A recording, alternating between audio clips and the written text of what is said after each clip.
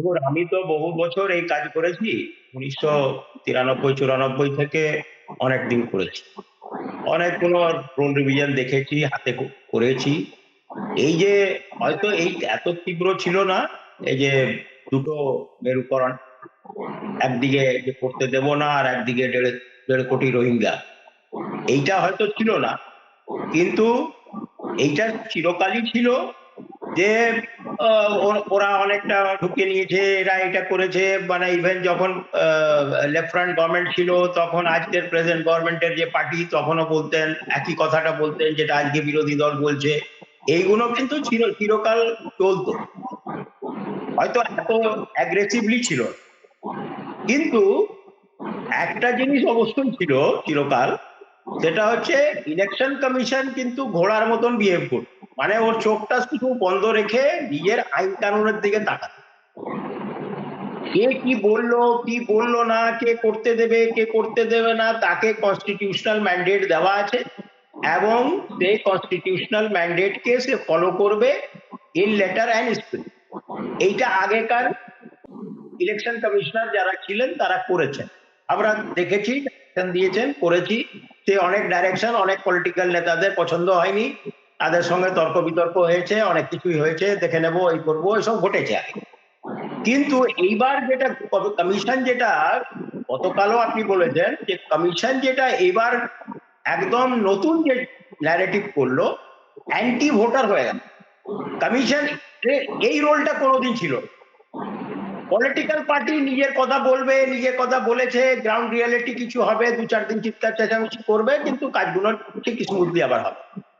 কিন্তু এইবার election commission as a third stake holder, মানে থার্ড পলিটিক্যাল স্টেক হোল্ডার হিসেবে ঢুকে গেল, কাউকে ফায়দা দেওয়ার জন্য, কাউকে লোকসান করার জন্য। এইটাও হচ্ছে মারাত্মক জিনিস। ইলেকশন কমিশনের ওপরে যে মানুষের ভরসা ছিল, সেই ট্রাস্ট ডেফিসিট, অনারেবল সুপ্রিম কোর্টও বলেছে ট্রাস্ট ডেফিসিট হয়ে গেছে। আমরা তো বারে বারে বলছি ট্রাস্ট ডেফিসিট। আমার মনে হচ্ছে এই এলিমেন্টে যখন ঢুকলো, মানে জ্ঞানেশ কুমার প্রথম যখন প্রেস কনফারেন্স করে বলেছিলেন যে এসআইআর হবে, তখন ওনার মূল লক্ষ্য কি ছিল?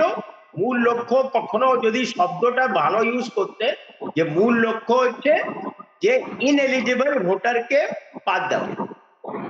তখন কিন্তু উনিও ফরেনার, এইসব ঘুষপেটিয়া, এই শব্দগুলো ইউজ করেছে। এইটা ওনার কাছে কাম্য ছিল না, এটা ইলেকশন কমিশনের কাছে কাম্য নয়, পলিটিক্যাল পার্টি বলতেই পারে। কিন্তু এইটা ইউজ হয়েছে। দুদিন আগে সিও, কালকেও আমি বলেছি, দুদিন আগে সিও কে যখন প্রেস কনফারেন্সে জিজ্ঞেস করা হলো কটা ঘুষপেটিয়া খুঁজে পেলেন, বললো ওটা আমার কাজ নয়, ওটা হোম মিনিস্ট্রি দেখবে। এখন তারা উত্তর দিতে পারছে না যে কটা ঘুষপেটিয়া খুঁজে পেল। তাহলে ইলেকশন কমিশনকে আমি কেন বেশি জোর দিচ্ছি, বারবার ইলেকশন কমিশন কেন বলি? কারণ এই কাজটা করে আমি এইটুকু জানি এবং অভিজ্ঞতা থেকে বলতে পারছি, ইলেকশন কমিশন যদি নিজের রোলটা খুব স্ট্রিক্টলি ঠিক করে করতো প্রো ভোটার হয়ে, তাহলে কিন্তু তো গন্ডগোল হতো না, মানুষ ভরসা রাখতো। এখন মানুষ বাধ্য হয়েছে। ইভেন গতকালও যে স্টেটমেন্ট গুলো আমাদের জ্ঞানেশ কুমার প্রেস কনফারেন্সে দিয়েছেন বা সকালে দিয়েছেন, সে তার টোন অ্যান্ড টেনারটা দেখবেন, তার টোন অ্যান্ড টেনারটা কিন্তু খুব প্রো পিপল নয়, মানে প্রো ভোটার নয়।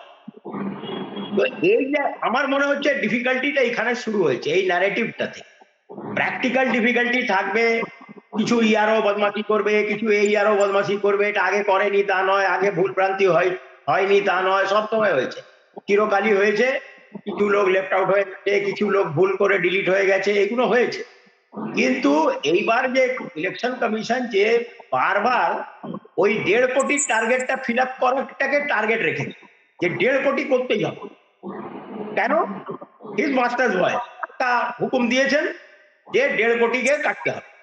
তাহলে 1.5 কোটি, প্রথমবার ড্রাফট বলে দেখলো 1.5 কোটি কাটছে না, তখন কি করলো? লজিক্যাল ডিসক্রিপেন্সি ঢুকালো, 1,52,00,000কে লাইনে দাঁড় করিয়ে দিল। তারপর এখন 60 লক্ষ আন্ডার অ্যাডজুডিকেশন চলে এলো। সুপ্রিম কোর্ট কি করবে? সুপ্রিম কোর্ট একটা উপায় দিচ্ছে, যেটা বেস্ট পসিবল উপায়, যেটা সেটা দিয়েছে। কিন্তু ইলেকশন কমিশন এর মধ্যে বোধহয়, আমার মনে হয়, আমার ব্যক্তিগত মত, ইলেকশন কমিশন বোধহয় সব থেকে বড় ভিলেন এখানে। ও যদি নিজের কাজটা অ্যাজ পার রুল, তার কাছে একদম আইনের বই আছে, article 324, 25, 26, registration of electoral rules, representation of peoples act, এবং তার নিজস্ব অর্ডার সার্কুলার যা যা আছে আছে। এই যে জিনিসগুলো নিয়ে যদি ইলেকশন কমিশন ভালো করে কাজ করতো। আর একটা থাকলো যে পশ্চিমবাংলা সবসময় তো একটু অন্যরকম পলিটিক্যাল অ্যাটমসফিয়ার থাকে, খুব সচেতন লোকজন। এইটা কিন্তু সিইও অফিস তো জানতো। সিইও অফিস তো বেশ বলে স্বাধীনতা আমল থেকে আছে, তারা তো জানতেন যে কি কি ঘটতে পারে, কি কি হতে পারে। আরো কতগুলো দেখুন ট্রান্সপারেন্ট নয়, মোটেও ট্রান্সপারেন্ট না। যখন সুপ্রিম কোর্ট বললো তখন লজিক্যাল ডিসক্রিপেন্সি লিস্ট পাবলিশ করলো।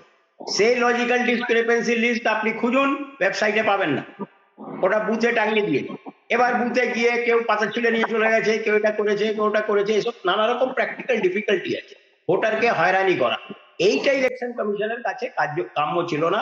আমি সবসময় বলবো পলিটিক্যাল পার্টি নিজের রোল প্লে করবে, সে ভালো কথা বলবে, কিছু ন্যারেটিভ তৈরি করবে, কারণ তার পলিটিক্যাল পাওয়ার ক্যাপচার করার ব্যাপার আছে। কিন্তু ইলেকশন কমিশন তো একটা কনস্টিটিউশনাল বডি, তার কাজ ছিল কনস্টিটিউশন ফলো করে, রুলস ফলো করে কাজটা করা, মানুষের বিশ্বাস অর্জন করা, তাহলে কাজটা সুষ্ঠুভাবে হতো এবং ভালো করে হতো। আর তপনবাবু যেটা বললেন আমি একমত, যে এই কাজটা আরো আগে থেকে 6 মাস আগে থেকে করা যেত। ইজিলি জুন জুলাই 2025 থেকে শুরু করলে খুব সহজে হয়ে যেত, এই পদ্ধতি দিয়েই হতো, খুব সহজে হয়ে যেত। নভেম্বরে স্টার্ট করেছে, ভেবেছে মার্কাট করে ডিলিট করে পার করে দেবো, এখন গেছে ফেসে। যখন বিহারে শুরু হয়েছিল তখন যদি পশ্চিমবঙ্গে শুরু হতো তাহলে অনেকটা সময় পাওয়া যেত, অনেকটা জোরটা জুন ছিল, 24শে জুন ছিল। এখানেই তো আমরা প্রশ্ন করতেই পারি আর কি, যখন বিহারে শুরু হলো তখন কেন পশ্চিমবঙ্গে শুরু করা হলো না? ঠিক ঠিক একদম। যদি তাহলে কি অনেক রকম কনজেকচারে আমরা যেতে পারি, অনেক রকম সম্ভাবনা যেতে পারি। তাহলে কি বিহারটাকে দেখে নিয়ে তারপরে পশ্চিমবঙ্গে করা হচ্ছিল? এই সম্ভাবনাগুলো যাচ্ছে কেন? সময়ের ব্যাপারটা আমি তোমার কাছে আসছি।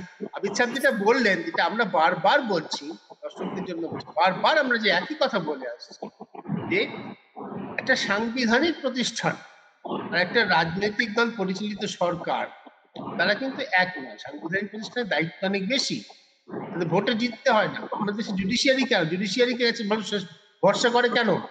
তাদের মানুষের কাছে কি ভোট চাইতে হয় না, তারা তাদের জ্ঞান বিচার বুদ্ধিমতো তারা মানুষের জন্য সুবিচার করবে, এটা মানুষ প্রত্যাশা করে। নির্বাচন কমিশনের কাছে মানুষের সেই প্রত্যাশা ছিল বলেই নির্বাচন কমিশন চিরকাল প্রো ভোটার তার ভাবমূর্তি ছিল, সে ভোটারের পক্ষে। সরকারের বিরুদ্ধে, রাজনৈতিক দলের বিরুদ্ধে তারা ধমকেছে, চমকেছে, নানা রকম পরিবর্তন করতে বাধ্য করেছে, ভোটারের পক্ষে। এই প্রথম আমরা একটা নির্বাচন কমিশন দেখছি যে অবভিয়াসলি ভোটারের পক্ষে নয়। এই জায়গাটা খুব মূল একটা, শুধু ন্যারেটিভ না আমি বলবো, এটা একটা ভাবনাগত পরিবর্তন, এটা ইডিওলজিক্যাল শিফট নির্বাচন কমিশনের ক্ষেত্রে যেটা হয়েছে। আমি এভাবে দেখি আর কি।